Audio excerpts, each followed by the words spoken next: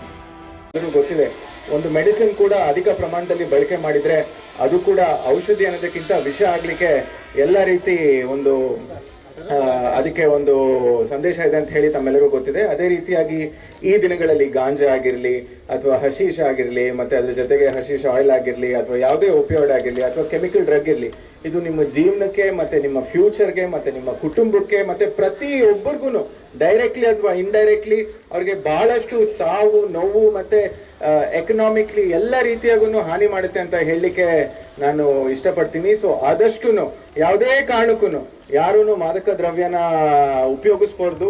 ಮತ್ತೆ pear pressure, ನಿಮ್ಮ friends ಹೇಳ್ತಾರೆ ಒಂದು ಸಲ ಪ್ರಯತ್ನ ಮಾಡೋಣ, ಒಂದ್ಸಲಿ ಟ್ರೈ ಮಾಡೋಣ, ಒಂದ್ಸಲಿ ಉಪಯೋಗಿಸೋಣ ಇಂಥದ್ದು ಹೇಳ್ತಾರೆ. ಅಂಥ ಸಮಯಕ್ಕೂ ಆ ಒತ್ತಡಕ್ಕೆ ಒಳಗಾಗಬಾರ್ದು ಅಂತ ನಾನು ಎಲ್ಲ ಹುಡುಗರಿಗೆ ಮತ್ತೆ ಯುವತಿಯರಿಗೆ ನಾನು ಹೇಳಲಿಕ್ಕೆ ಬಯಸ್ತೀನಿ. ಯಾಕೆ ಅಂತ ಹೇಳಿದ್ರೆ, single time use will make you addicted, addiction will make you overly addicted, ಮತ್ತೆ ಅದರಿಂದ ನೀವು ಮತ್ತೆ ನಿಮ್ಮ ಕುಟುಂಬಕ್ಕೆ ಬಹಳಷ್ಟು ಹಾನಿ ಆಗುತ್ತೆ. ಸೊ ಪೊಲೀಸ್ ಇಲಾಖೆ ವತಿಯಿಂದ ಸದಾ ನಿಮ್ಮ ಜೊತೆ ಸಪೋರ್ಟ್ ಇರುತ್ತೆ. ನಾವು ಕೂಡ ಸಾಕಷ್ಟು ಒಂದು ವರ್ಷದಿಂದ ಬಹಳಷ್ಟು ಪ್ರಕರಣ ಕೂಡ ದಾಖಲು ಮಾಡಿದ್ದೀವಿ. ಮತ್ತೆ ಇತ್ತೀಚಿನ ದಿನಗಳಲ್ಲಿ ಮೊದಲನೇ ಬಾರಿಗೆ ಒಂದು ಪಿಟ್ NDPS ಕೂಡ ಕೇಸ್ ಮಾಡಿ ಅತಿ ಒಂದು ಕಠಿಣ ಶಿಕ್ಷೆ ಮಾಡಿ ಒಬ್ಬನ ಪೆಡ್ಲರ್ಗೆ ನಾವು ಜೈಲಿಗೆ ಕಳಿಸಿದ್ದೀವಿ.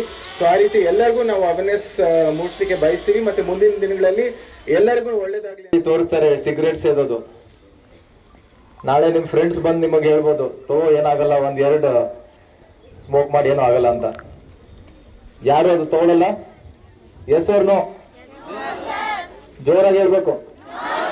ಈ ಕಡೆ ಯಾರು ಹೇಳ್ತಲ್ಲ. ಪ್ರತಿ ವರ್ಷ ಜೂನ್ 26ನೇ ತಾರೀಕಿಗೆ ಅಂತಾರಾಷ್ಟ್ರೀಯ ಮಾದಕ ವಸ್ತು ವಿರೋಧಿ ದಿನಾಚರಣೆ ಅಂತ ನಾವು ಆಚರಣೆ ಮಾಡ್ತೀವಿ. ಆ ಹಿನ್ನೆಲೆಯಲ್ಲಿ ಪ್ರತಿ ವರ್ಷ